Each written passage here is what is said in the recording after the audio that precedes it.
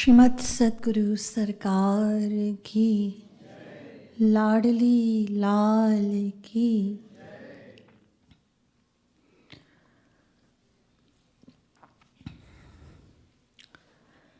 दिवाकरी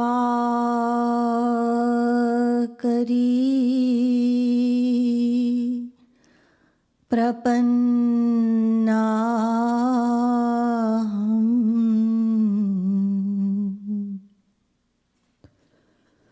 Guru Pada रविन्दयो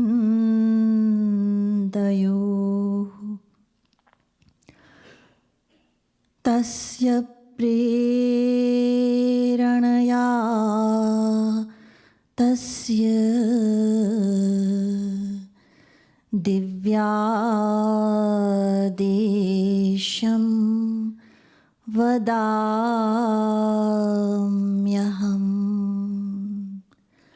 मन्नाथः श्रीजगन्नाथो मद्गुरुः श्रीजगद्गुरुः मदात्मा सर्वभूतात्मा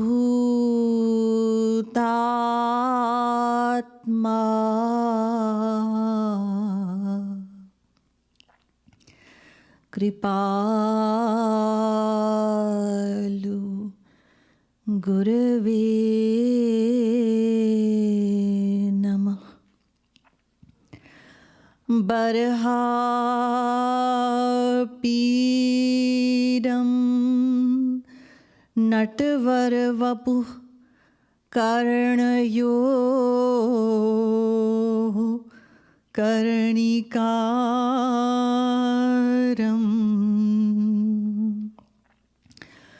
बिभ्रद्वा वैजयन्तीं चमालाम्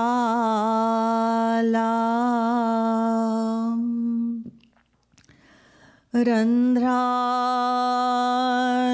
Venu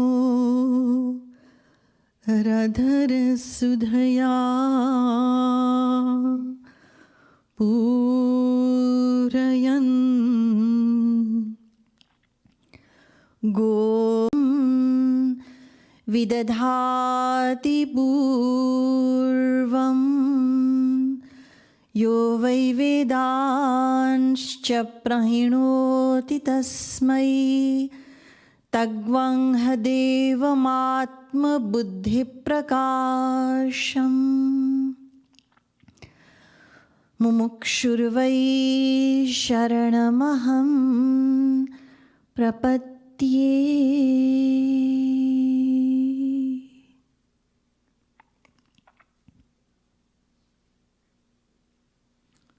Respected devotees of Sri Maharaj Ji, respected viewers, Radhe Radhe to you all.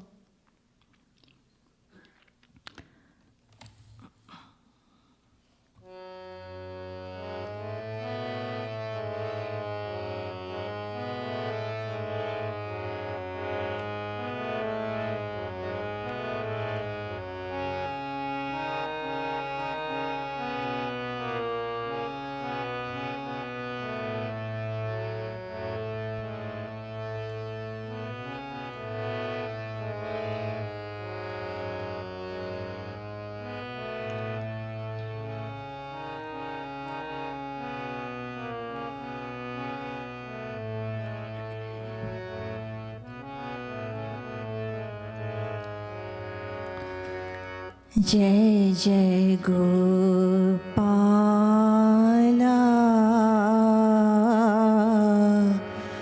Gopala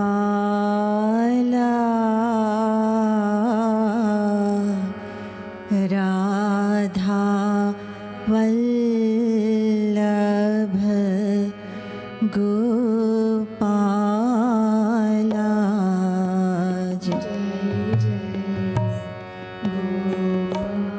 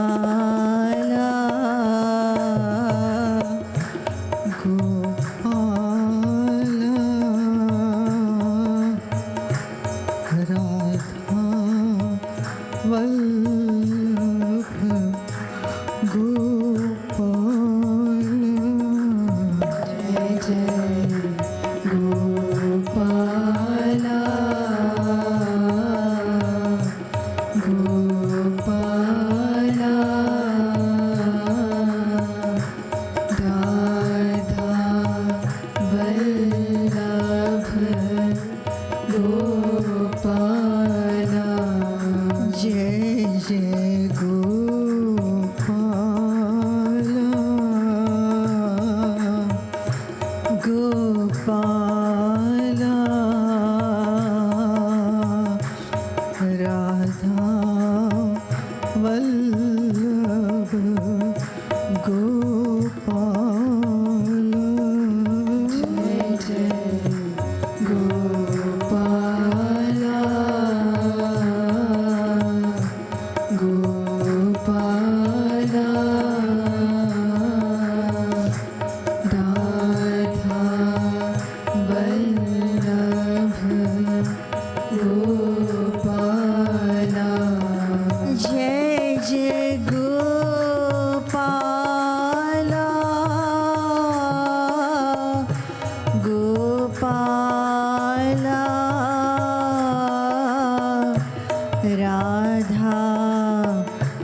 Vallabh Gopala. Jai Jai Gopala, Gopala, Radha Madhav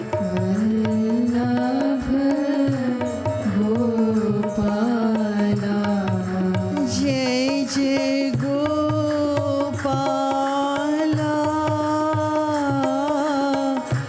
Gopala, Radha Vallabh Gopala.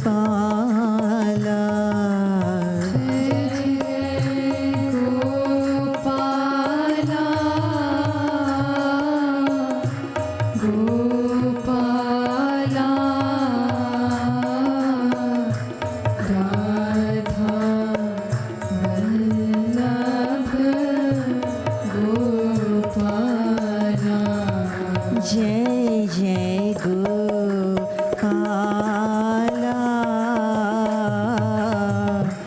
Gopala, Radha Vallabh Gopala. Jai Jai Gopala, Gopala,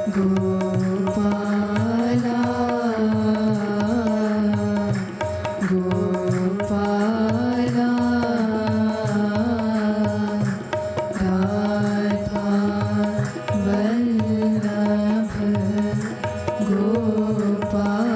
Gopala. Jai Jai Gopala, Gopala, Radha Vallabh Gopala. Jai Jai Gopala, Gopala, Radha Vallabh Gopala. Jai Jai Gopala, Gopala,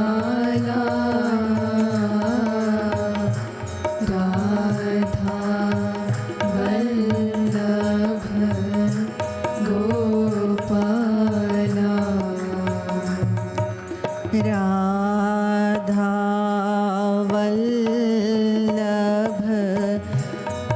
Gopala.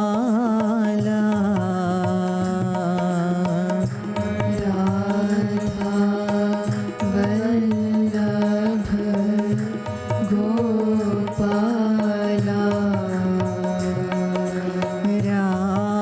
Radha Vallabh Gopala. Radha Vallabh Gopala. Radha Vallabh Gopala.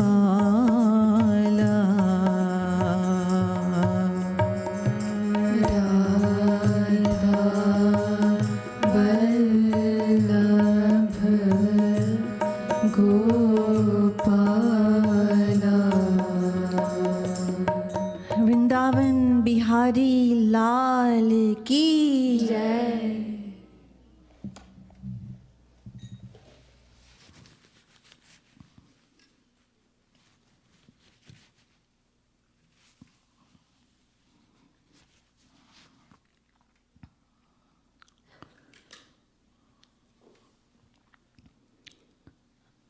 The divine souls,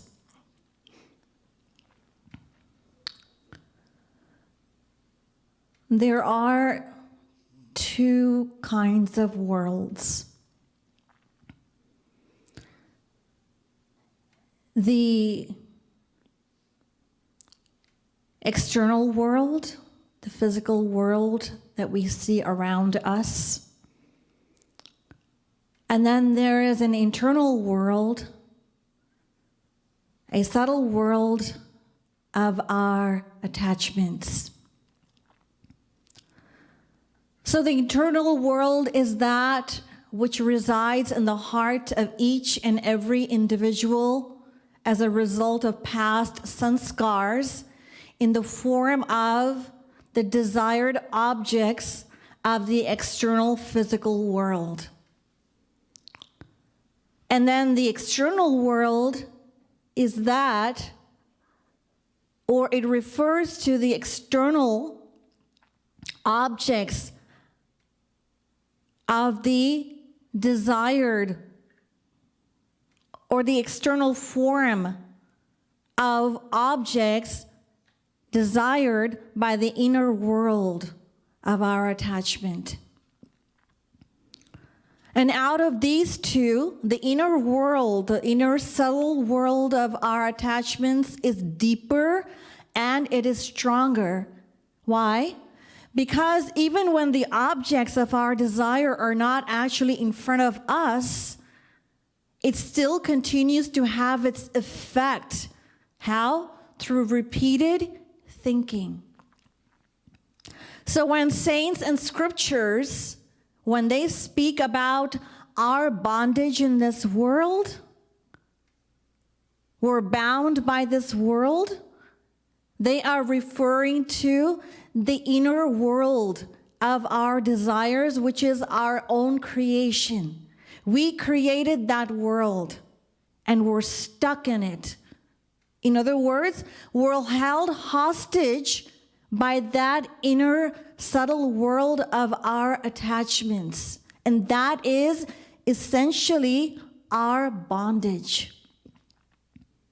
That is our bondage. So this inner world, the internal world, is afflicted by numerous diseases. And out of these, or among these so many diseases, the most dangerous one, the one that's most detrimental, is desires. Desires. Our scriptures talk about renouncing desires.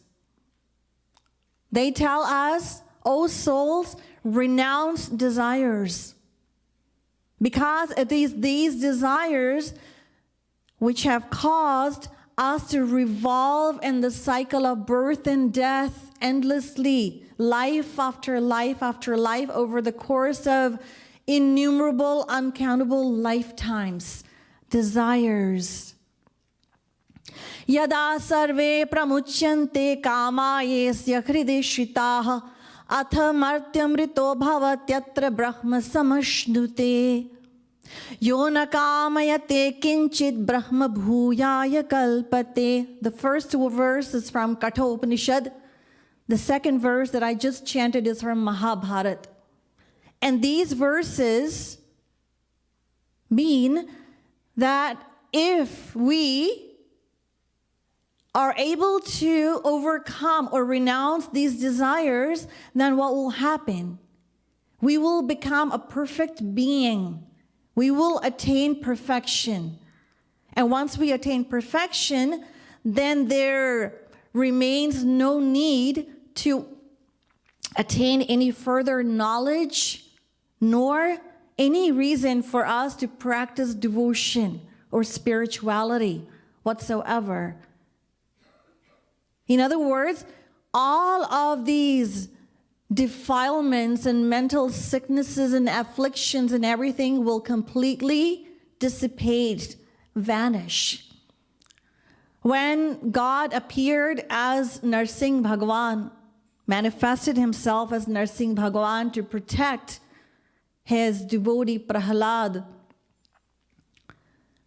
the Lord asked Prahlad, after he killed Hiranyakashipu, the Lord asked Prahlad, "O Prahlad, ask me for a boon.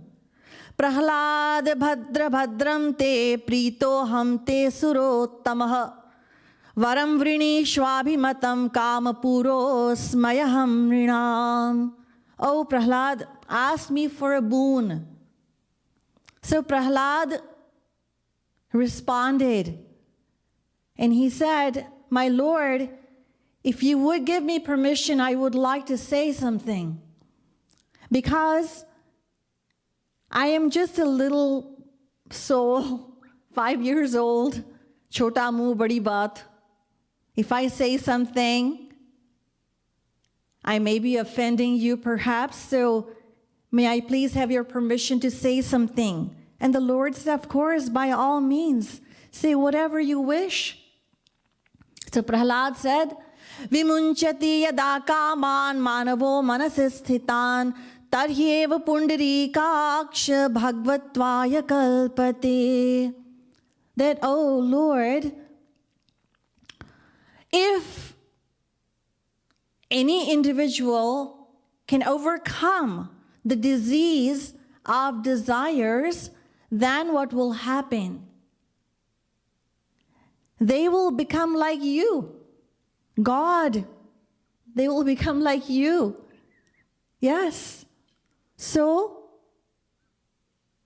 I don't want anything. I don't desire anything. But the Lord said, "But when I descend, when I manifest myself in front of anyone, that is what I do. I ask for a boon." So everybody asks, and you have to also ask. So the Lord insisted. So Prahlad then responded.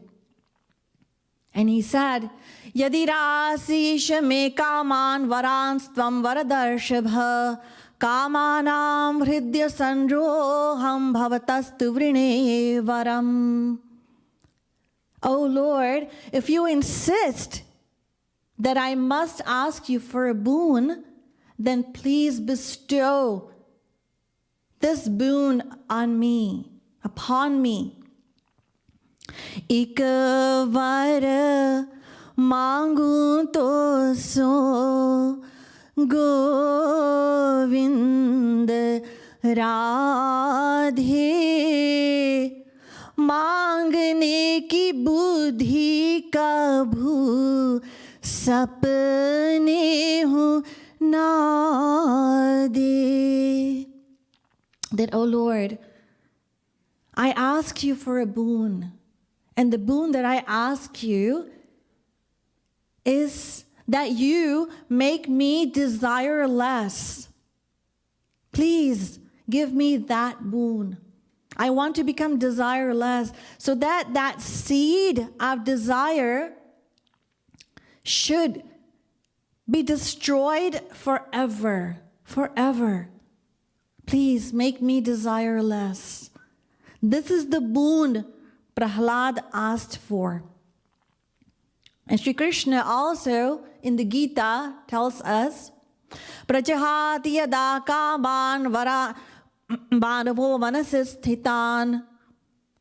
So, Shri Krishna said to Arjuna in the Gita, "Prajahati yada kaman sarvan parthamanogatan atmanyeva manatushthah stita pragyastadochyate vihaya kaman yah sarvan pumanscharati nisprihah nirmamo nirahankarah sashanti madhigacchati." People ask, I have a lot of tension. I have so much on my mind. I'm always under so much stress. This word stress actually exists in the United States. I'd never heard of this word until I came here. In India, there's no stress. We go there, we see even the most ordinary person, they have this sparkle on their face. They all look so content, even though they may be quite poor, but they don't have that stress that we have here. So people complain, "Oh, I have so much stress." So Sri Krishna says, you want to overcome stress? Yes. You don't want tension, right? No. Are you sure? Yes. It's simple. Get rid of desires. Get rid of desires. This is what the Lord says. So the scriptures, they urge us to renounce desires. And how powerful are these desires? We know there are 5 kinds. We perceive, we hear, we smell, we taste, and we touch. There are 5 senses. And there are 5 subjects of our 5 senses. So the scriptures tell us how powerful they are. Kuranga matanga patanga bringa meena hataha panchabhireva pancha ekah pramadi sakathan hanyate yah sevate panchabhireva pancha. The desire for music leads the deer to its death. The desire for music. The honeybee succumbs to its desire for sweet fragrance. The fish loses its life due to the desire for taste. And the moth falls prey to the flame, falls into the flame. And the elephant gets trapped because of its desire to roll around in the cool mud. So this verse goes to say that these creatures, they meet their end trying and attempting to fulfill only one desire. But what to speak of us humans who are consistently tormented by not 1, not 2, not 3, 5 desires, all of them simultaneously demanding to be fulfilled. What must be the condition of humans is what our scriptures say. Vedavyas has compared these 5 sensual desires to the 5 sweethearts of a man. And each one of them is trying to attract and possess their man. In the same way, these desires, each and every one, allures an individual and leads him to complete ruin. That's how dangerous these desires are. That's how dangerous they are. Yes.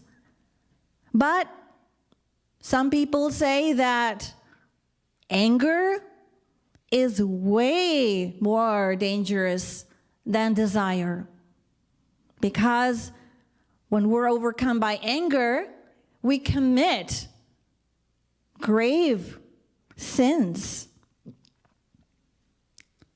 Some people claim that greed is a terrible disease. But anger and greed are born of desires. Desires give birth to anger and greed. As I mentioned earlier, these desires have caused us to circle through the 8.4 million species of life over and over and over again. Sri Maharaji tells us that this adventure has been ceaseless. It has been since eternity, since time immemorial. So our goal is to get rid of desires. That's what we want to achieve. So then how do we do it? If we want to get rid of anger and greed, what do we want to do? We have to get rid of desires. And if we want to get rid of desires, then we have to get to the root of the problem. We have to trace the cause of desires. Just as if we wish to destroy a tree, the most effective way to destroy a tree is to strike at the roots. And so once the roots are gone, then there's no reason for growth of branches, twigs, leaves, flowers, fruits, etc. the tree is now gone. Similarly, if we wish to bring darkness, then what do? Just cut the power supply from the main source instead of going from one room to another, turning out lights. In the same way, we want to get rid of desires, so we want to know what the cause is. What is it? It can be summed up in one word, and that is attachment. Attachment prompts desires in the first place. And all of us as individuals, we have our various attachments. Some of us are attached to and addicted to tea, some of us to coffee, some of us to both, some of us to cigarettes, to alcohol, etc. All of these are different kinds of attachments that we as individuals have. And these attachments, they prompt the desire. So because we're attached to these, what happens is at various intervals or regular intervals, these desires, they pop in our head. Just as a lot of people who are addicted to coffee and tea, we hear them, or we even hear ourselves say, you know what, I cannot get started until I have coffee, until I have tea. I just can't start my day. My day starts with coffee or with tea. So these desires are prompted by our attachment. And the attachment that we have, or the desires that we have rather, one thing we should bear in mind is that if something is beautiful, in other words, these desires that we have are not because of the qualities or the attributes of something or someone. If something is very beautiful or something is very fragrant for that matter, that is not why we are attached. Or that is not why we have these desires. We have these desires because we are attached to a specific object or an individual. Just like an alcoholic for that matter. An alcoholic delights at the mere smell of alcohol, whereas a teetotaler is not. A mother puts her mouth on her child's mouth who is grubby. An onlooker feels disgusted and wonders how she can do that. But the mother derives fragrance from putting her mouth on her child. Why? Because she is attached. She has attachment to that child, whereas the onlooker is not attached. So he doesn't desire what the mother desires. The mother derives pleasure out of her attachment to that child, whereas that individual does not. So is beauty a source of attachment? No. So the point here is that we have desires because of wherever our mind is attached. That is the reason. Just as a mother, she loses her child in a crowd and reports her lost child at the police station. When she goes there, she notices that there's a bunch of other kids who were separated from their parents, then they were there as well. So from the description that the mother gave, it's obvious that those children are, none of those children belong to her, is her child.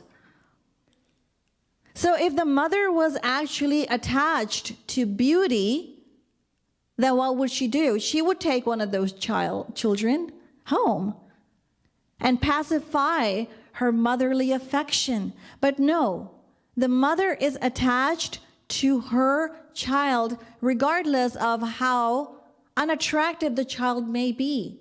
So she doesn't care about beauty. She is attached to her child, and that is the child she is looking for. So a beggar derives as much pleasure from her, a beggar woman derives as much pleasure from her child, from her grubby, unattractive child, as much as a queen derives from her child. So the experience is the same. So attachment is the reason for the cause of desires. And why do we get attached? What is the reason for attachment? The reason for attachment is when we contemplate happiness in something or someone time and time again. Sri Krishna tells us in the Gita, Dhyayato vishayan punsah sangasteshu pajayate sangat sanjayate kamah kamat krodho bhijayate. Sangat sanjayate kamah kamat krodho bhijayate. Dhyayato vishayan punsah. When we repeatedly contemplate happiness in something or someone, we inevitably become attached, because no one is born in this world an alcoholic. No one is born a chain smoker. No. But people become chain smokers because they repeatedly contemplate that cigarettes are a source of enjoyment, a source of joy, satisfaction, pleasure. Similarly, all our attachments that we have today, how did we develop those? Through repeatedly contemplating happiness in all the things and all the people that whom we're attached to. So attachment arises when we contemplate happiness. And why do we contemplate happiness? Because it is our very nature. We are a fraction, part and parcel of the fractionless God. It is inherent within every one of us to desire, to seek, to expect perfection, perfect happiness. It is our very nature. We cannot change our nature to something else. So until and unless we realize perfect happiness, we will continue.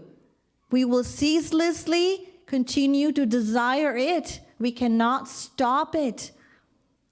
So, Shri Krishna tells us, Shri Maharaj tells us in the Radha Govind Geet, Anand paane ki Govind Radhe Jeev mein nitya Akanksha bata de. So every individual naturally desires happiness, perfect happiness, because it is an inborn quality that we all possess. We all possess. No one in our family taught us to desire happiness, nor our teacher, nor our parents, no one ever. But it is something that we very naturally, it is inherent, it's innate within every individual to desire happiness, and therefore we do. So, the root cause of all my afflictions is desires, and the root of all desires is the desire for perfect happiness. So, we desire perfect happiness, and in seeking that perfect happiness, we will inevitably get attached, And that attachment will lead to further desire. And if that desire is fulfilled, we will experience greed. And if it is unfulfilled, we will experience anger. So the bottom, the root desire is root of all worldly desires that we entertain every day. The very basis of that is what? Perfect happiness. We all seek it. That is what it is. The sad truth, however, is that we seek inner fulfillment. Inner fulfillment. In other words, we are trying every day, every moment, with every breath, we're trying to satiate that inner call that comes from deep within us, from the soul.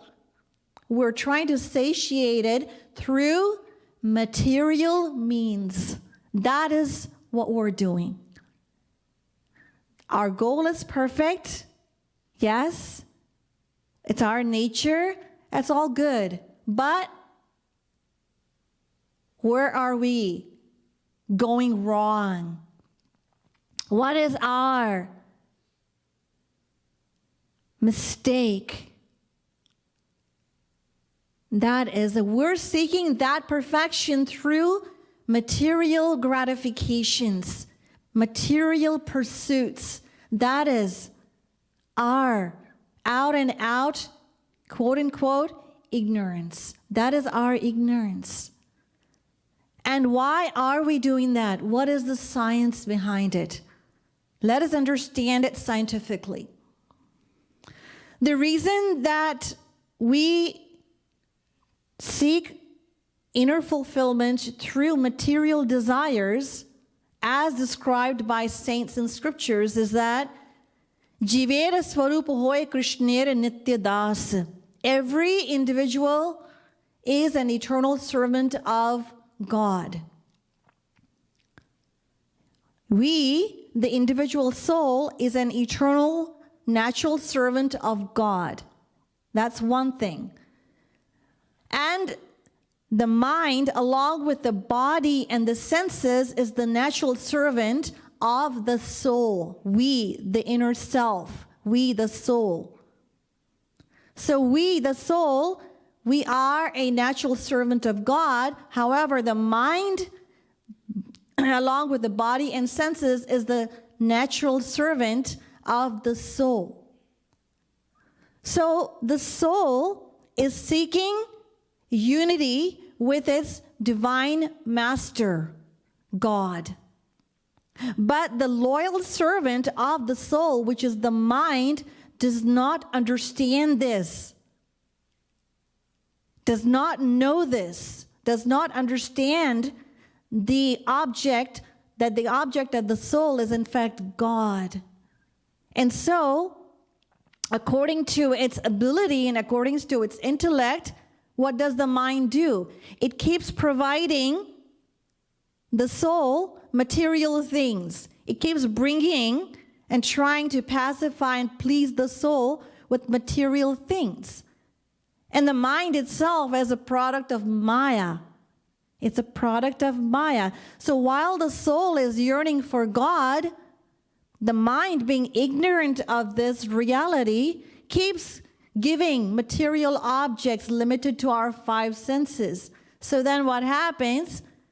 And because all of the perceptions are material, the decision of the mind remains material. Remains material. So the mind does not understand. That is the issue. That is the problem. We can try to understand it this way.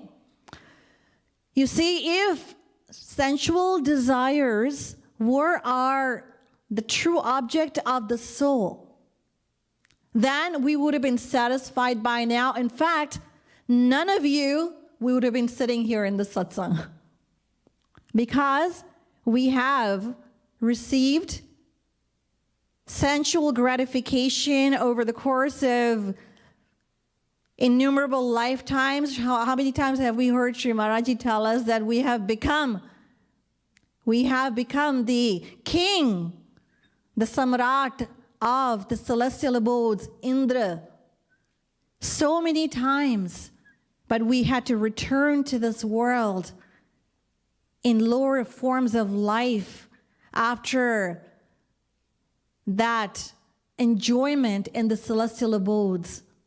So if sensual desires were our true object of the soul, we would have been satisfied by now. But we're still wandering like a hungry beggar, begging from one person to other, door to door. Anand de do, give me happiness, give me happiness. We're always begging. So what does this mean? This means that the urge of the inner conscience is something else, and the finding of the mind is something other. And we can understand it with the example of a child. A small child, when he's hungry, he cries. But because he doesn't understand the real cause of his uneasiness, he cries. And so what does he do to pacify himself? He has a toy that he's holding in his hand, and he puts it in his mouth. And so for a moment, that child feels consoled, feels somewhat pacified. But then in the next moment, what does he do? Just throws it and looks for something else. In the exact same way, our mind does not know anything about our inner demand, the urge of our inner conscience, but because of the constant feeling of dissatisfaction, each and every one of us knows this feeling. There's always that feeling of void. We feel this void within us. And that void is what propels us to keep searching, to keep searching, to keep looking. We never tire. We never lose hope. But we never think about this because we don't have time, right? We're so eager. We're earnestly looking everywhere. Oh my gosh, how can I get happiness? Where can I get happiness from? So we don't have time to stop and think, you know what? Am I really headed in the right direction here? Where am I headed? It's really dark down there, but I'll find light. That's what we're doing. So the mind does not understand the urge of the inner conscience. But because of that constant feeling of dissatisfaction that is caused by our inner self, the mind continues to give material objects to the soul. But because these material objects are not the true object of the soul or the desire of the soul, we can never, ever, ever be satisfied by any standard of material attachments, achievements. Not just mundane pleasures, but pleasures all the way up to culminating in Brahmalok. Even if we were to achieve those pleasures, we would not be satisfied because everything in this world is simply limited. And our desire, our inner call, is searching for the unlimited, for infinite. That is what it's searching for. So how can anything limited satiate or fulfill the demand that is unlimited? It is infinite. And that is why we're constantly revolving. And that is, in essence, the ignorance. That is what it is. So this condition of the mind has been likened to, in this line, mriga jal jo pyas bujhat nahi, dhokha hai sab thavare. So this condition of the mind has been likened to that deer in the desert. Now this deer who was chased by a lion ends up in the desert. This thirsty deer is now looking for water.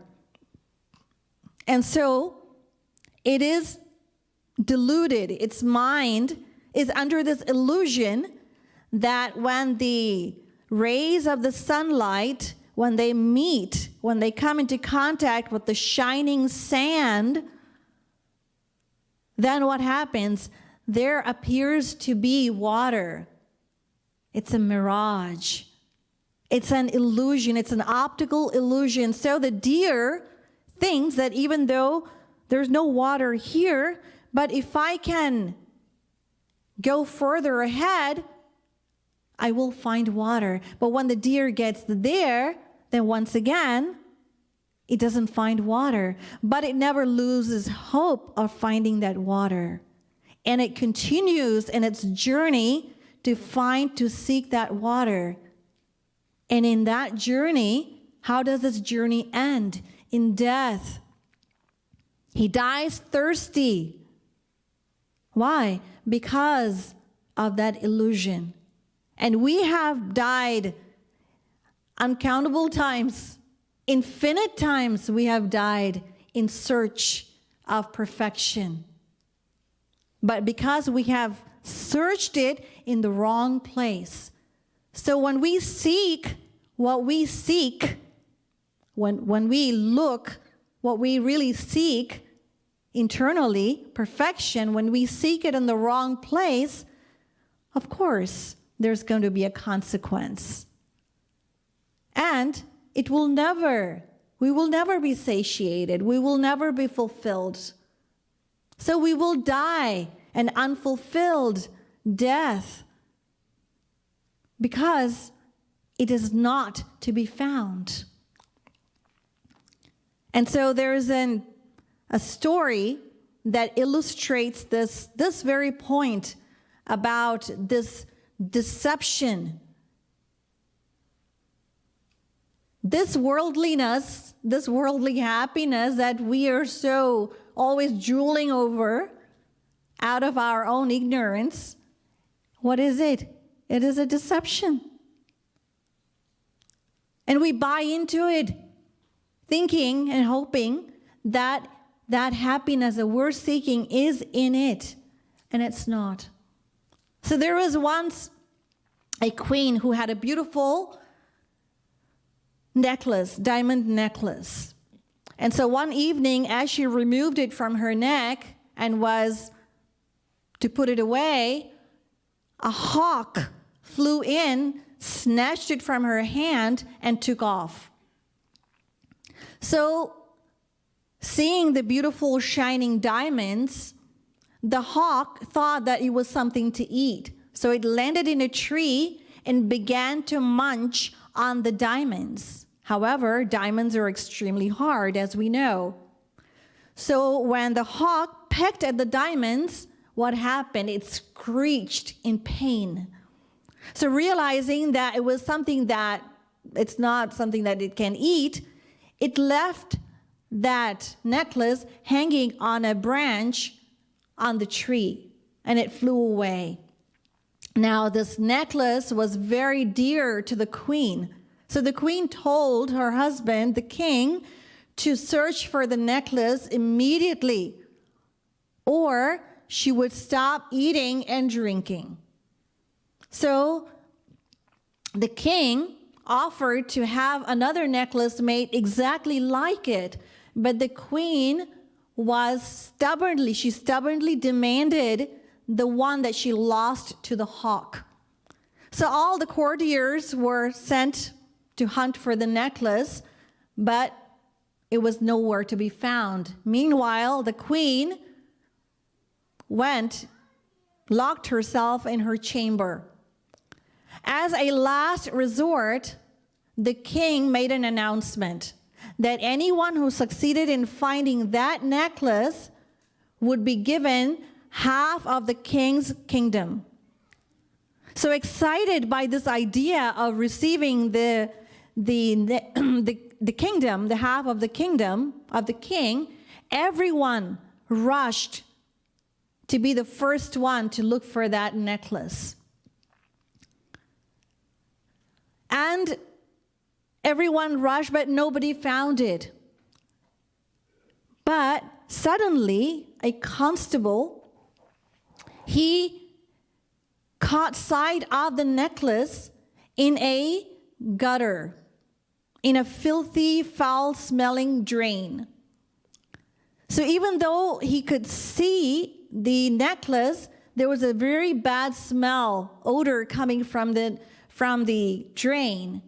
But out of greed for the king's wealth and half of his kingdom, he jumped in.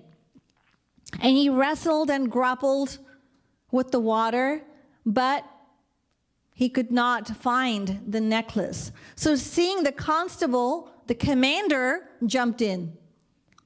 And seeing the two of them, a few of the subjects jumped in. And seeing them, the minister jumped in. And everyone who was in the water, they all churned the water trying to find the necklace, but no one could find it. So more and more people jumped into the drain, but no one succeeded. No one could find the necklace. Eventually, everyone lost hope, and they climbed out of the drain and stood on the one side. Now, the allurement of inheriting the king's kingdom was so great, was so strong, that even now the pundits, the learned pundits and the prime minister, they were all very eager to jump in.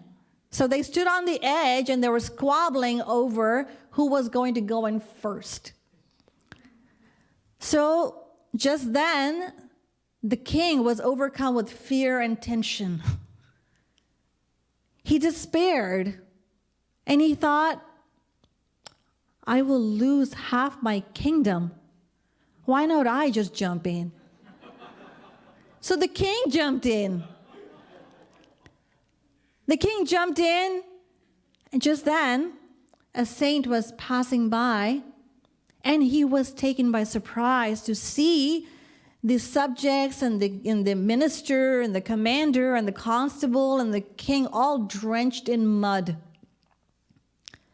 And overcome with curiosity, he asked, is there some tradition in this kingdom where everybody just jumps into the gutter?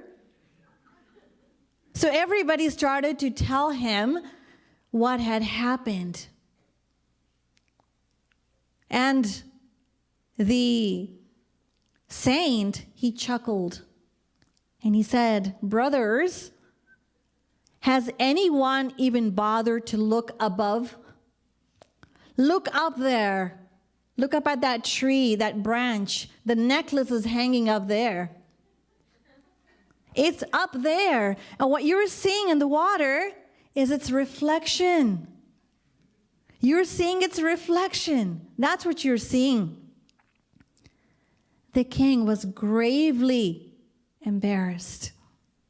He was gravely embarrassed. So what is the message of the story?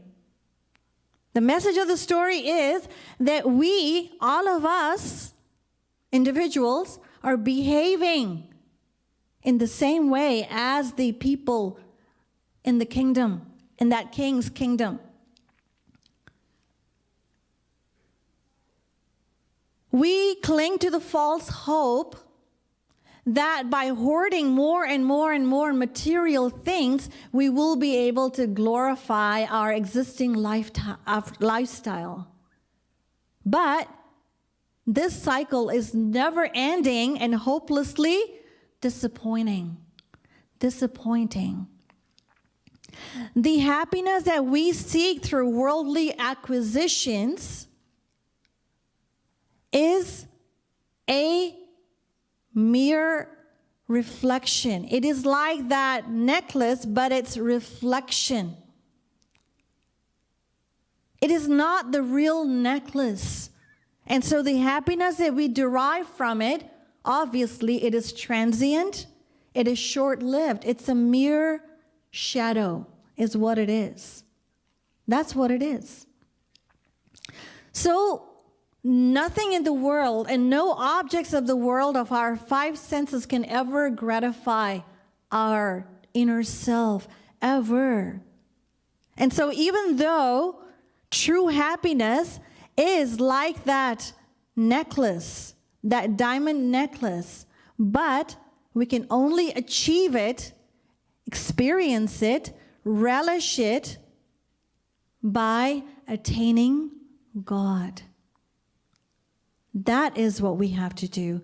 It is only by attaining God that we can truly experience the sweetness, the nectar of true divine happiness. True divine happiness. Otherwise, everything that we run after and we chase after in the world is a mere illusion. It is a mere illusion. So, the state of our mind, our condition, human condition, has been likened to that poor deer in the desert. So, now the question is, how can we, what do we have to do to reach that goal? How can we renounce or overcome these desires that we're so consumed with, that we're always trying to fulfill? How can we experience that true inner fulfillment which we have always sought, we seek every moment, every day, with every breath? Will be the topic of my lecture tomorrow. Shrimat Sadguru Sarkar ki, Ladli Lal ki, Jai Jai Shri Radhe, Jai Jai Shri Radhe, Jai Jai Shri Radhe.